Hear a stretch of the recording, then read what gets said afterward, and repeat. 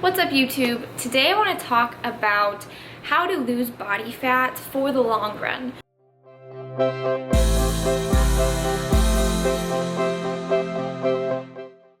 So many of us know how to yo-yo diet, and we've done it before. We go on this crazy restrictive diet and we do lose weight, but we end up putting on the amount of weight back on and more. So today I want to take some time and talk about how to help rehabbing your metabolism and gaining that lean mass to support the fat loss that you are achieving for the long run. So first thing I want to talk about is nutrition. I can tell you that 95% of the people that come to me aren't eating enough calories. So if this is you, if you are eating around 1,000 calories, 1,200 calories, this is too low. How to find your calories that you've been maintaining on is to track through MyFitnessPal 3 to 6 days. That will kind of give you a general range on where your calories are at right now. So when you find those macros and those calories, what I would recommend you to do is increase them slowly over time. I would recommend about 3 to 6 months for a reverse diet, going very slow.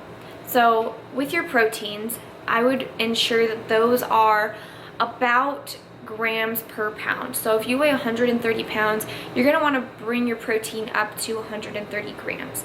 For carbs and fats, these are going to be tricky. They're going to be very different for everyone on how people increase, and you're going to want to see how your body responds. So be sure to take weight, track your photos every week, and just take a mental note on how you're feeling.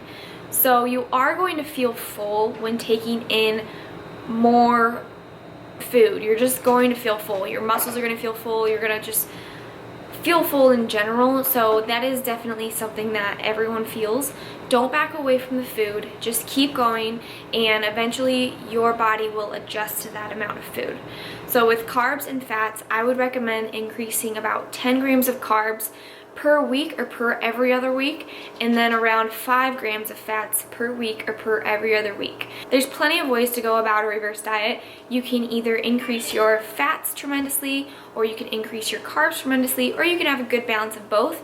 I personally like a good balance of both, but it's up to you. So that's what I'm going to talk about today. You're going to have that feeling of feeling full, like I said at the beginning, but there's going to be a point where you're just going to be so sick of eating that you're going to be ready to diet again. And this is when you mentally know you are ready to go. So when you start feeling this sort of you can't eat anymore feeling, I would recommend staying on those macros, letting your body adjust to them for a few more weeks, and then possibly going into your cutting phase. I would recommend going through this fat loss phase for another 4 months, very slow.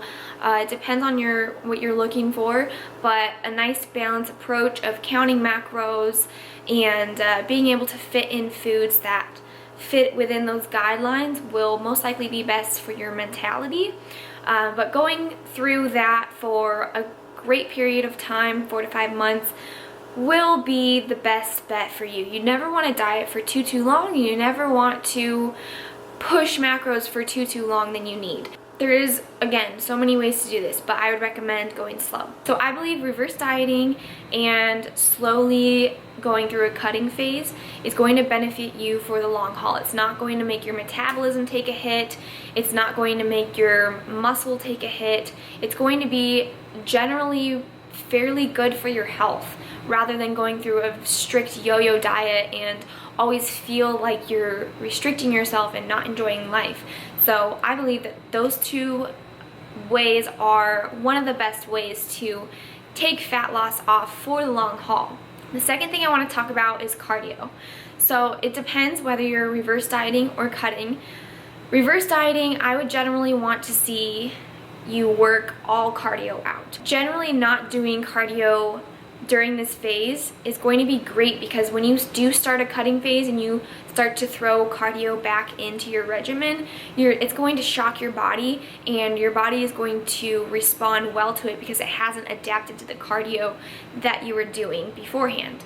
So cardio, again, it's very different for each individual, but I would tailor that to possibly taper down for the reverse diet and taper up during the cutting phase. You don't want to go into things too quickly.